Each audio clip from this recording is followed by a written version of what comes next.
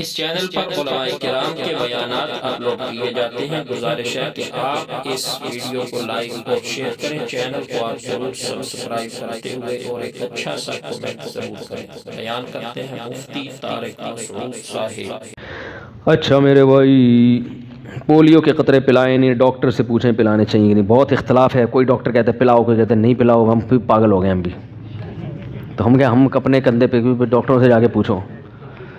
نہیں پلایا، پولیو ہو گیا تو میرے گریبان آ کے پکڑو گے، آپ نے بولا تھا نہیں پلاؤ، اور اگر پلا دیا اور پھر کچھ ہو گیا تو پھر ہمیں پوچھو گے آ کے۔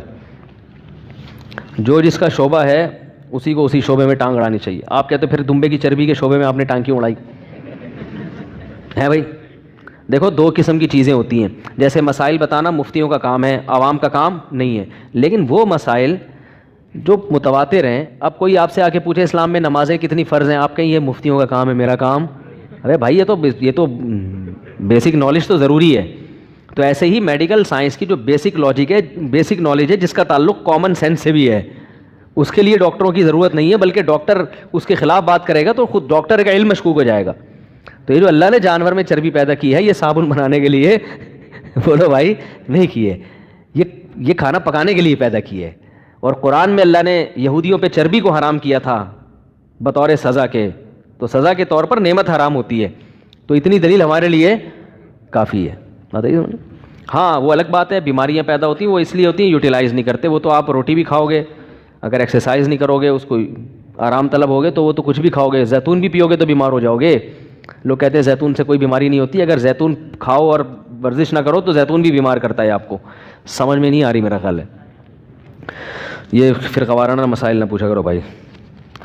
اگر کسی سے صغیرہ کبیرہ گناہ اللہ سے معافی مانگو بھائی۔ روزی میں برکت کے لیے رسول اللہ صلی اللہ علیہ وسلم کے کیا طریقے ہیں؟ محنت بھی کی جائے اور تہجد میں اللہ سے دعا مانگی جائے۔ حدیث میں آتا ہے رات کے آخری حصے میں اللہ آسمان دنیا پہ آ کے پوچھتے ہیں حل من مستغفرین اغفر لا، کوئی ہے گناہوں سے معافی مانگنے والا؟ حل من مسترزقین ارزق لا، کوئی ہے مجھ سے رزق طلب کرنے والا جس کو میں رزق دوں؟ تو وظیفوں میں وقت ضائع نہ کرو، تہجد میں اٹھ کے اللہ سے روزی مانگا کرو۔ پہلے گناہوں سے معافی مانگو، کیونکہ گناہ بھی رزق میں بے برکتی کا ذریعہ بنتے ہیں۔ قرآن کہتا ہے وَمَن يَتَّقِ اللَّهَ، جو تقوی اختیار کرے گا، يَرْزُقْهُ مِنْ حَيْثُ لَا يَحْتَسِبْ، ایسی جگہ سے رزق دوں گا جہاں سے اس کا گمان بھی نہیں ہوگا۔ تو تقوی بھی بہت بڑی دلیل ہے، بہت بڑا سبب۔ آپ کا بیان شوق سے سنتا ہوں۔ آپ نے پچھلے اتوار کے بیان میں پٹھانوں کے بارے میں بہت سخت الفاظ استعمال کیے، جو قطعاً میں نے پٹھانوں کے خلاف کوئی لفظ استعمال نہیں کیا۔ سمجھ میں آ رہی ہے بات؟ مجھے بتائیں کہ کون سا لفظ ہے جو میں نے پٹھانوں کے بارے میں استعمال کیا؟ اگر ہوتا تو میرے ہزاروں شاگرد پٹھان ہیں، ہزاروں لوگ ہیں جو سنتے ہیں میرا بیان، کوئی ایک تو مجھے کہتا نا۔ بات آ رہی ہے سمجھ میں؟ پٹھانوں کے حق میں تو میں نے بہت دفعہ بیان کیا ہے، مخالفت میں میں سوچ بھی نہیں سکتا، اور یہ ظاہر ہے بالکل حقائق کے خلاف بات ہو جاتی۔ مجھے تو کوئی اگر پٹھانوں کے خلاف لطیفہ بھیجے تو میں اس کی ایسی گت بناتا ہوں، اپنے رشتہ دار کو بھی نہیں چھوڑتا میں۔ کوئی لطیفہ بھیجے نا فلاں پٹھان کا فلاں، اس کی ایسی گت بناتا ہوں کہ وہ میں یہاں بنا نہیں سکتا ممبر پہ۔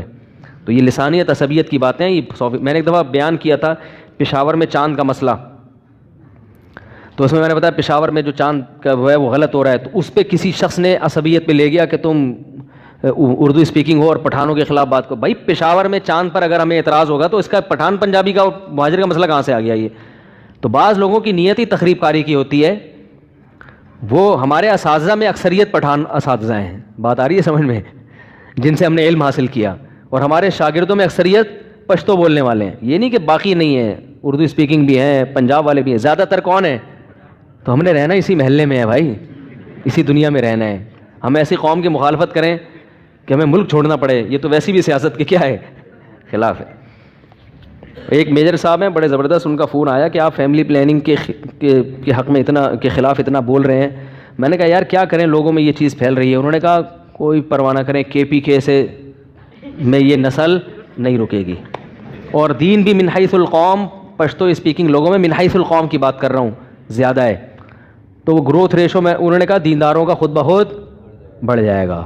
تو مجھے بڑی تسلی ہوئی، میں نے کہا چلو اچھا ہے، اللہ کا شکر ہے پٹھان فیملی پلاننگ والوں کو نہیں مانتا۔ اور مل رہے ہیں اتنے 10 بچے 12۔ میرا ایک شاگرد ہے نا، پچھلی دفعہ پٹھان شاگرد ہے، اتنی عقیدت محبت سے ملتا ہے، اگر میں نے ایسا بیان کیا ہوتا تو وہ مجھے تنبیہ کرتا۔